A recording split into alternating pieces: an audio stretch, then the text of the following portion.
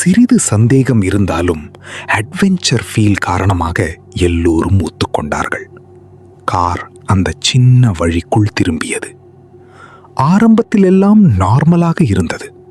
ஆனால் சில நேரத்தில் ரோடு நெருக்கமாகி சுற்றிலும் அடர்ந்த காடு போல ஆனது.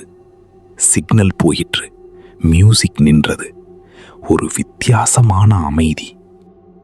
மீரா சிரித்து கொண்டு சொன்னால், இது மாதிரிதான் ஹாரர் மூவி ஆரம்பிக்கும் இல்ல? அவர்கள் சிரித்தாலும் தேவிகாவுக்கு கொஞ்சம் அசௌகரியம் இருந்தது. கைஸ், இது சரியான வழியா என்று கேட்டாள். திடீரென்று காரின் ஹெட்லைட்டில் ஒரு உருவம் தெரிந்தது. ஒரு பெண் வெள்ளை உடையில் சாலையின் நடுவில் நின்றிருந்தாள். அனு பிரேக் போட்டாள். கார் திடீரென்று நின்றது. அவர்கள் எல்லோரும் அதிர்ச்சியுடன் பார்த்தார்கள். அந்த பெண்ணின் முகம் தெளிவாக தெரியவில்லை. முடி முகத்தை மறைத்தது. அவள் மெதுவாக தலை திருப்பி அவர்களை பார்த்தாள். ஸ்ரேயா மெதுவாக சொன்னாள், காரை நகர்த்து, தயவு செய்து. அனு கியர் மாற்ற முயன்றாள்.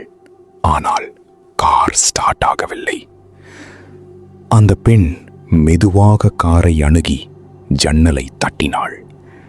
தேவிகா கத்தினாள், ஓபன் பண்ணாதே. ஆனால் மீரா ஏதோ ஒரு விசித்திரமான சக்தியால் ஜன்னலை கொஞ்சம் திறந்தாள். அந்த பெண் முகத்தை உயர்த்தினாள். அவளுடைய கண்கள் வெறுமை, முழுவதும் வெள்ளை.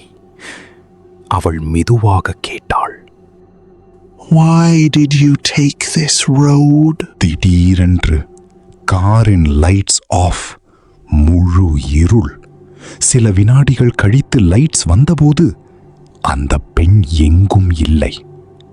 ஆனால் பின் சீட்டில் ஸ்ரேயாவுடன் இன்னொரு நிழல் இருந்தது.